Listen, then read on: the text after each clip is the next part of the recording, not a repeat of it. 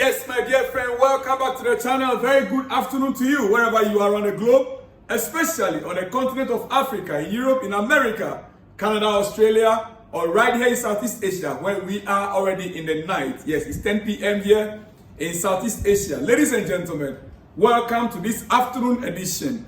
It's very, very unique because I'll be focusing much more on Jadon Sancho. Jadon Sancho, yes, our left winger.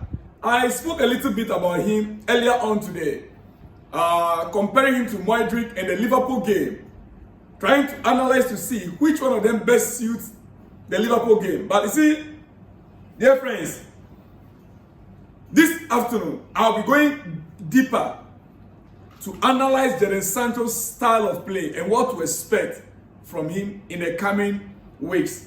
Because when we are looking at the games that are coming up, our next 5 games, dear friends, I believe that in the league, Chelsea have the toughest games coming up in the next 5 weeks or 4 weeks.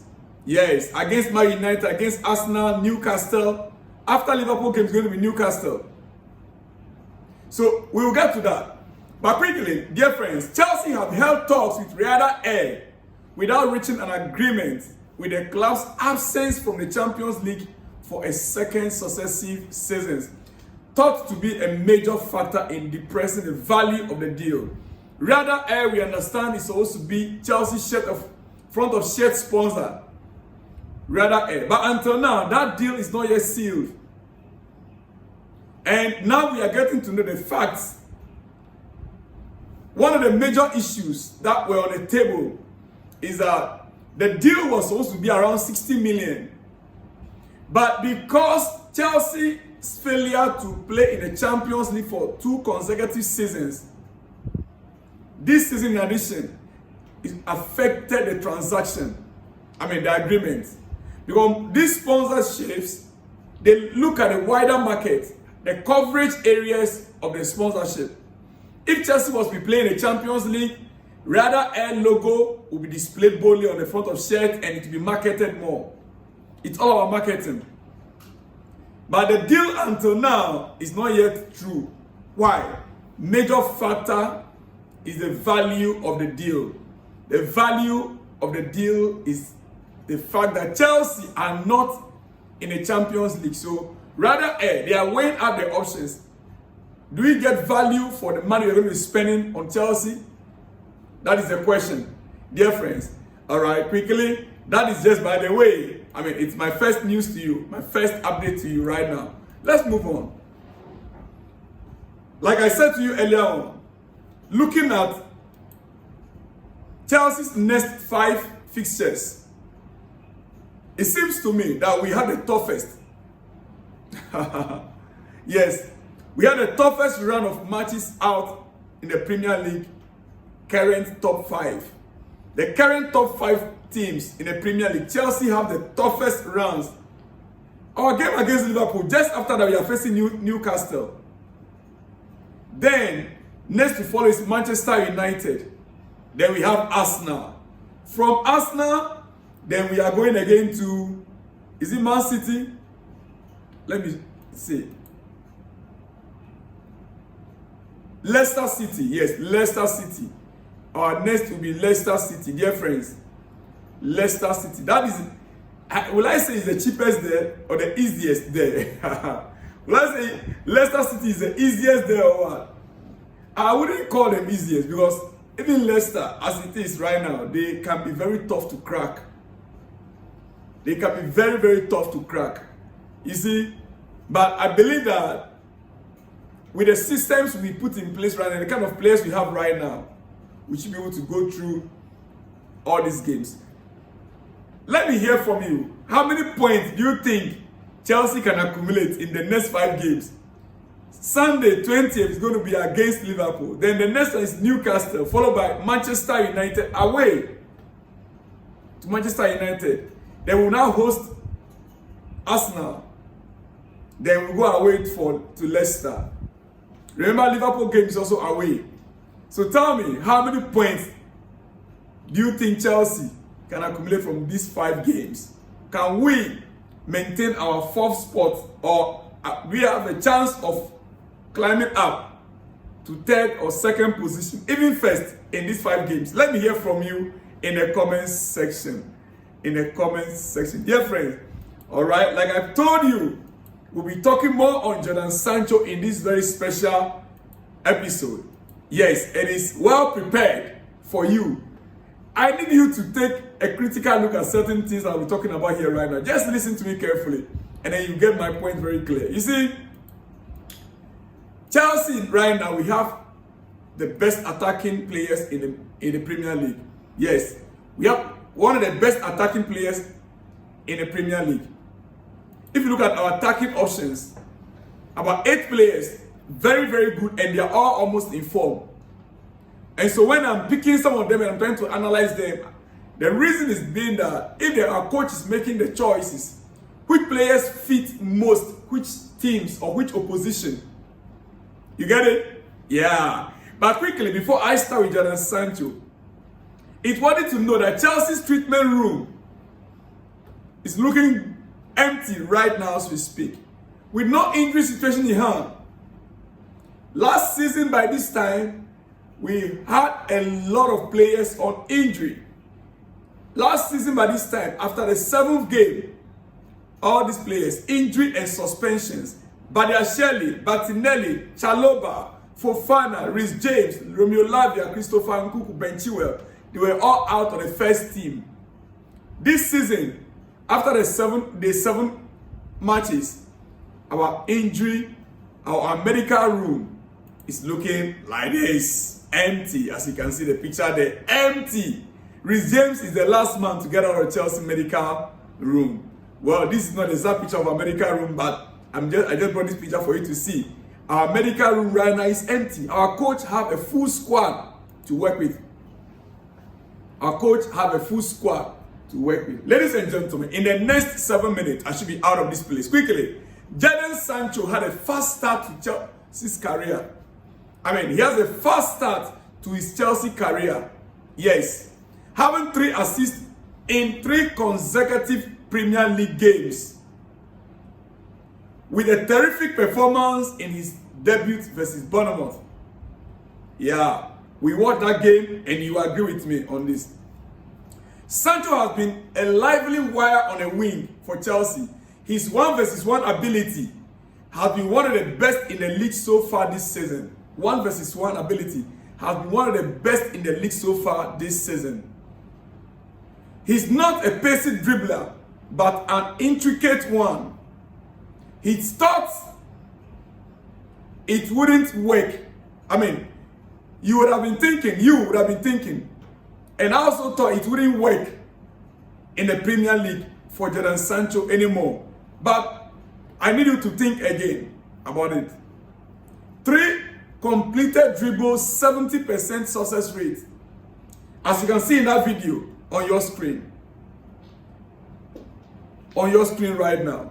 Now, it's also his creativity at the end of those dribbling actions that is making him a huge creative force in the Premier League. Yeah. His creativity at the end of the dribbling, the ball delivery to who? In the final third, in the box, is what's making him a huge creative force in the Premier League. After Cole Palmer. His 2.0 key passes per game is only bettered by Palmer in the Chelsea squad. Only Palmer is ahead of him in the Chelsea squad. As you can see the metrics out there. Yes, the metrics are what you can see right there on the screen. You see, expected assist, AX. Expected assist within the Chelsea squad. Cole Palmer, 1.68. Score 5. Jadon Sancho, 0.88. Score 3. The Moise Casado next, 0.79.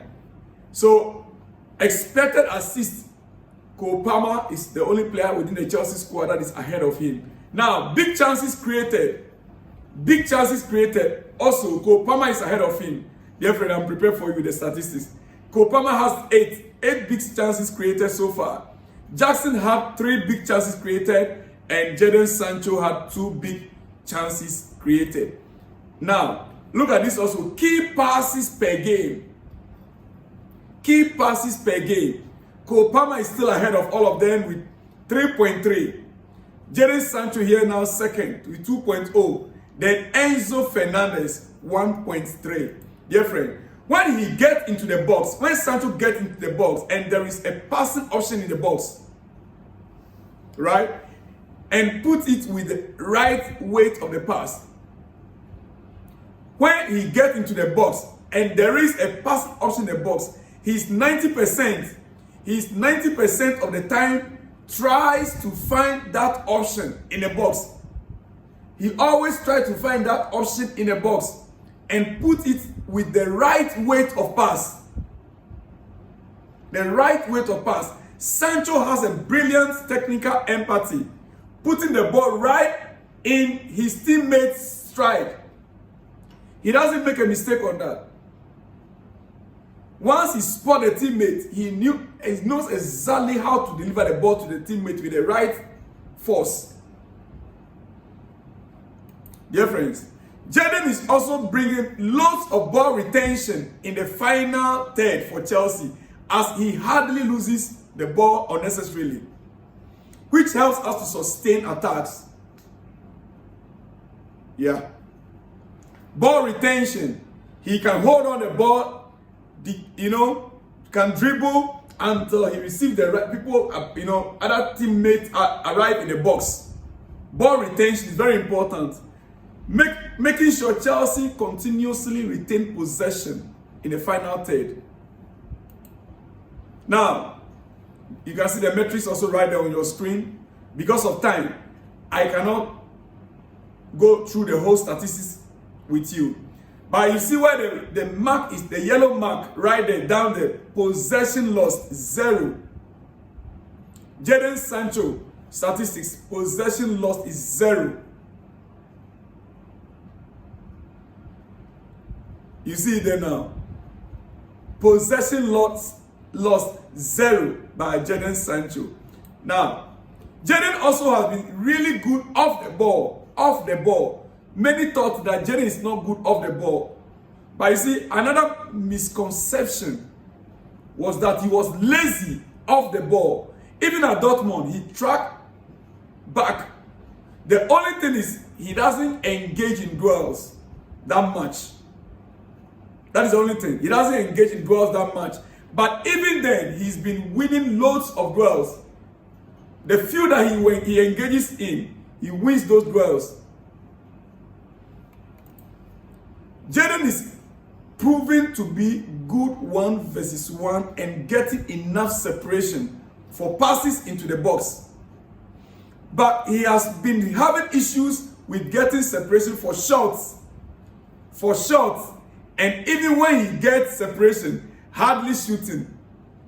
He hardly shoots. This is where I am having issues with him. He prefers to give the pass for someone else to shoot and score a goal than he himself shooting. He needs to start shooting more. Only taking 0.3 shots per game. That's too small for his caliber.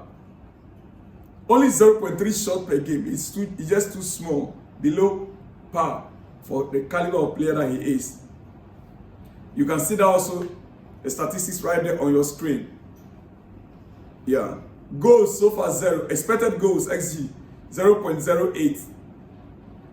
So you can see it there. He doesn't like to shoot, which he needs to start working on that shooting ability. Now, he also can get better at getting into better shooting positions by virtue of crosses into the box from the other side. That's the right side of the pitch. When, let's say, Cole Palmer or Madueke is on the right side of the pitch, he should be able to get to the right position where if the ball is being delivered into the box, he can also try to shoot. He shouldn't isolate himself on the left, hoping that the ball must always come to him for him to give a pass or to give assist. No, he also must make the effort to get to shooting position, whereby if it's Madueke or Cole Palmer from the right flank, can still deliver the ball for him to shoot. You see, he should actively make late runs into the box to populate the box and get on the end of chances. he should be able to get into the box to populate the box. Means that if he's in a box, Nicolas Jackson is in a box, maybe Kopama is in a box, and Noni Madueke is giving a cross. They've populated the box, and he can easily have the opportunity, the chance to shoot from there. Dear friends, I'm about to run up. Jadon Sancho, 25 million pounds. As a matter of fact, it's 20 million to 25 million pounds. Depends on Chelsea's position on the league table. If Chelsea should fall below the 14th on the Premier League table at the end of the season, Chelsea is going to be paying 20 million pounds to Manchester United. But if Chelsea is above 14th position, then Chelsea will be obliged to pay 25 million pounds for Jadon Sancho at the end of the season. Now, in conclusion, Sancho has enormous potential to be a creative force in the team and a world beater. And he's showing it now in the right system and environment like he is now. He's had a top start to the season. And therefore, I am going to mark him 7-10. 7-10 for the games he plays so far for Chelsea. 7-10. Jadon Sancho, mark or tip 7-10 for the first 7 games Chelsea played in this season. Dear friends, I don't think he even played in all the 7 games. No, I think he played in only 5 games or so. Yeah, but I'll mark him 7-10. Dear friends, all right, quickly, some 2 or 3 shout outs, then I'll be out of this place. I do not expect to say Modric should start. I do not expect you to say Modric should start. Really? Who is this? Erika Tukbo. Please let me have your name, where you are watching from next time. You say you don't expect me to say Modric should start. Well, that is exactly my position. Modric should start. Like I spoke about Sancho right now. He is not a speedster.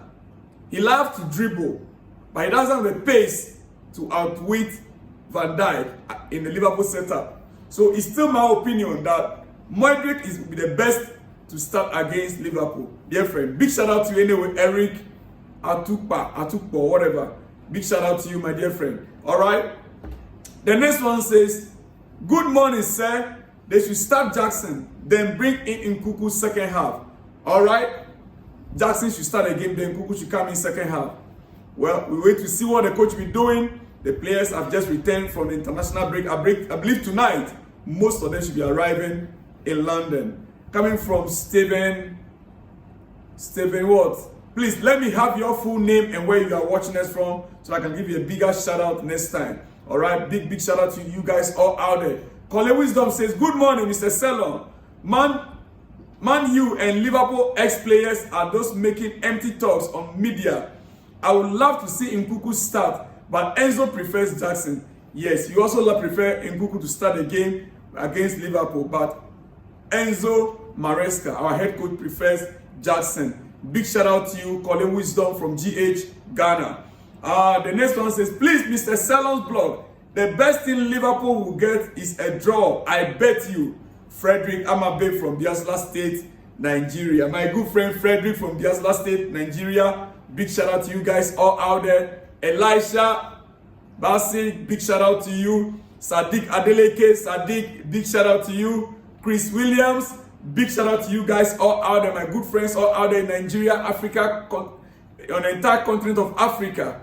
Big shout out to you guys all. I love you all. See you all in the next one when you see me, dear friends. Shalom and peace.